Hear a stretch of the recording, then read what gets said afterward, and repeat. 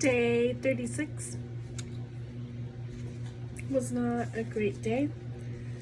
Eating pizza. I know that I'll be in a good mood soon, but no, today was horrible. My job, grocery store, essential, even though I work at corporate. And with the recent news, that's always updated every day. I'm not going to explain it. Apparently, a week ago tomorrow, we were granted another 2 weeks. And it's kind of weird because April 31st, I want to say, lands on a Thursday next week. And they said you have to come to the office on the 1st, May 1st. It's going to be Friday, next Friday. And that's stressful. I'm in a weird spot right now. In the beginning of our quarantine isolation, 36 days ago, I was very thrilled to work remote because it meant the safety for our family. And I was very passionate that it is not worth getting sick and risking lives in my family for a job. Maybe this is a nice reminder again for what I'm about to say soon. Back then I was very passionate. Back then, it's been not just only a month over. And I was getting ready to tell my boss, I can't work for you if I can't go remote. I don't care. I care about my job, but you know what? People come first. And she said, it's not that bad. It's just a cold. I'm like, no, it's not. So I told her that. At first, her attitude, was bad. But then she talked to some people and she came around and let us go remote. Very thrilled we got to be safe. Now with May 1st coming up, I kept saying things around the house. I can't remember what exactly. I'm pretty sure I said I have a project that I need to finish. Hopefully around the 1st, they don't call us back to work. And Kyle would say, what do you mean by that? And he knew that we would be going back. Not yet, till today. I thought we would be off on the 1st. Off. Meat and pizza, by the way. I think I already said that. So, he said, what do you mean by that? You are saying things.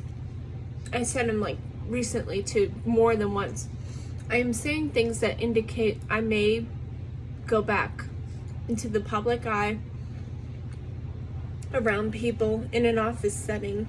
It's a little closed space,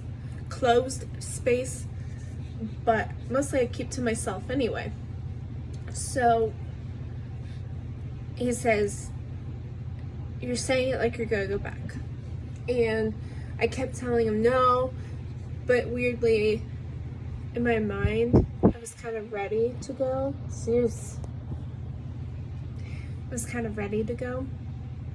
I don't know if I'm getting tricked into the fact that this all feels like normalcy and that everything's over with. I know deep in my logical senses it's not, and it won't be for a while until people start acting up and safe. And with all the protests and Sarah Brady getting arrested at the Meridian Park outside the Village, kind of arguing with the cop how she deserves to be there with her children, and it was going to be a protest anyway, 30 families.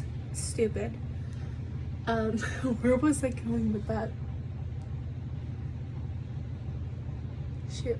But I just kept thinking it was normal, not to that point that people are acting like that. And you gotta realize some of them are salon workers. that's their income. They can't pay their bills. They can't get food. But I'm not like acting like that. Out of place. I know they're angry, but just be rational. And today, I finally shared no. I gotta go back on the 1st. And it turned into an argument. I was thinking deep down, first I'll have to talk to Lori, that it's not good enough. It's not acceptable. And then I was gonna talk to Kyle if she's just like, well, if you don't do this, we will terminate you. And you know what? It's kind of terrifying to think about you can't get paid during this. Like, I feel it for people that can't right now and they're jobless. So I don't want that, especially because Kyle's job last week mentioned furlough for their company. It hasn't happened yet, but it might to some people. We just don't know. So I felt like I can't risk that. So I was thinking the compromise would be, I have those Clorox wipes still at work. I would be so sanitized.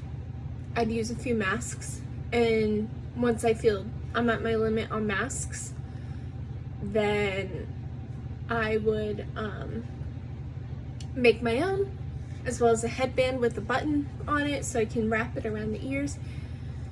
And then Kyle said, you're gonna wear a mask every day, wrapped around your ears. And I said, so what? Nurses and doctors do it. Other people have to do it. Anyway, it says it wasn't a good idea. No matter how sanitized I would be, coming home, putting my load in the wash, cleaning very well.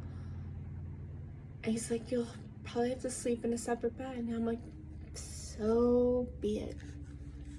I don't know how else to get around it and make both people happy, because it's not good enough for him. And then it went on into another talk how every time something bad happened, a medical occurrence, and I will agree to this, I always chose my job over the incident. And the thing about that is because, like, one of the first times we were in California, he got the norovirus on our way home. I took a week off, and that's all I had for PTO and vacation or whatever. Goodwill kind of sucked.